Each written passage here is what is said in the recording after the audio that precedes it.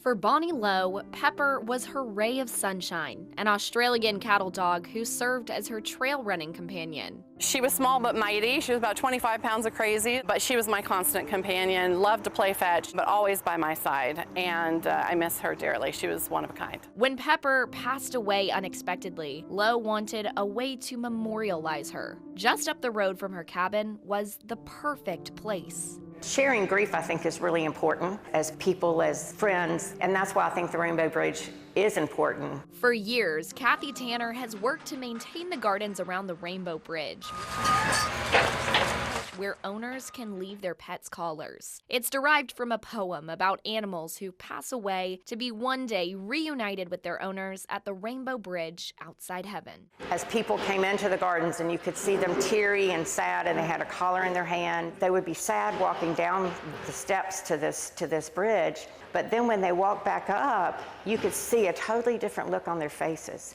They had this sense of serenity, of not happiness, but just acceptance and serenity, where they've gone down and done this on the Rainbow Bridge and read the story. But Hurricane Helene swept away that bridge, the colorful collars adorning it, and much of the surrounding town.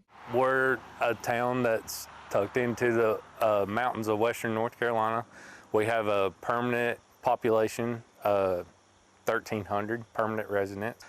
We base a lot of our stuff off of tourism. As the town of Lake Lore's fire chief and emergency management coordinator, Dustin Waycaster was on the front lines in the aftermath of Hurricane Helene. After the storm hit, it was such a widespread effect on our state and our area that those resources were dispersed and they were stretched thin. And then with the landslides, the flooding, the power lines and trees that were down, we couldn't get the resources into us, or they didn't know what we were requesting. So we had a hard time with communications and stuff like that.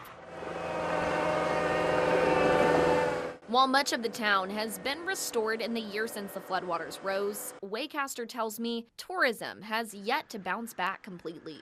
The challenge that faces us in Lake Lure is getting that tourism back, getting that draw back to our area so that the town can survive. And that's why, like, for instance, losing the Flowering Bridge was so detrimental to us, because that was one of the key features in our town that a lot of folks like to come and visit, and they spend a lot of time there. The Rainbow Bridge was part of the Lake Lure Flowering Bridge, made up of a pedestrian bridge built in 1925 and a newer bridge built in 2010 connecting Lake Lure and Chimney Rock. After Helene, leaders decided to tear it down because of unsafe structural damage.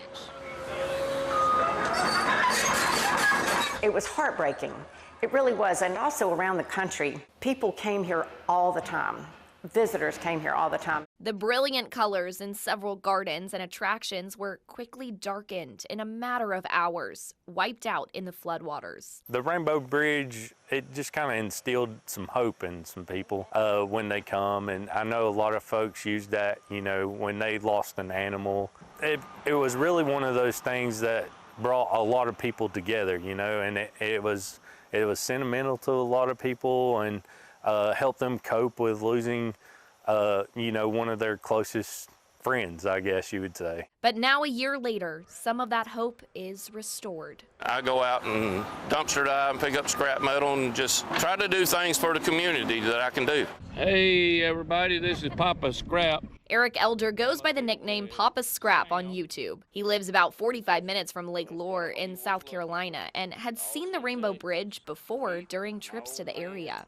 I thought it was really cool to honor the animals and the pets. When he heard that it was destroyed, Elder knew he could help.